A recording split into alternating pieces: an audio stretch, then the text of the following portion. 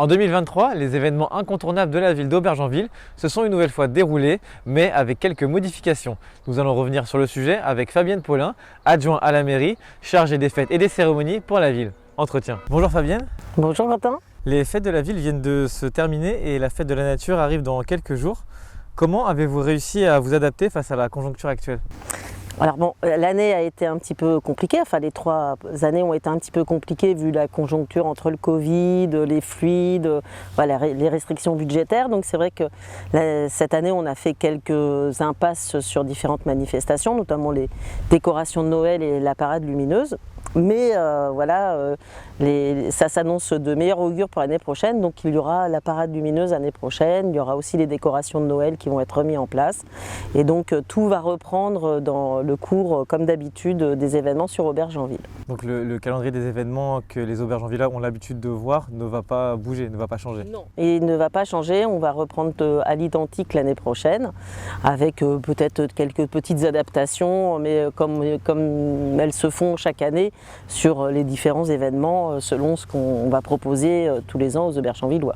Dans un peu moins de 2 mois, il y a le 14 juillet, donc avec le feu d'artifice qui va rester dans le même format que les années précédentes avant le Covid, ou il y aura encore le bal et encore le feu d'artifice, ou ça va peut-être être un peu modifié? Alors non, ça ne va pas être modifié, on aura toujours notre feu d'artifice qui sera certainement un son et lumière comme les 2 années précédentes, et les pompiers vont assurer la restauration et le bal des pompiers, traditionnel bal des pompiers du 14 juillet, enfin chez nous le 13 juillet, mais le traditionnel bal des pompiers.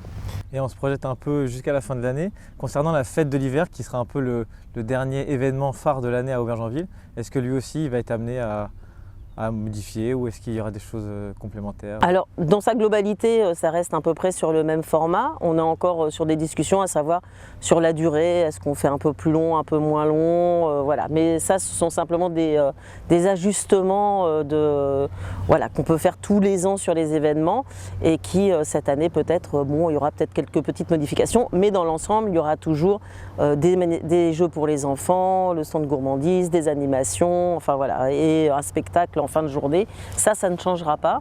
Après, à savoir, est-ce qu'on fait un peu plus long, un peu moins long, bon, ça sont des petites discussions qu'on peut encore avoir, mais rien n'est immuable, donc on peut toujours modifier un petit peu, mais dans la globalité, ça reste la même chose. Merci Fabienne. Mais il n'y a pas de quoi, Quentin. À bientôt. À bientôt, au revoir. Merci à toutes et à tous d'avoir suivi Entretien avec un élu.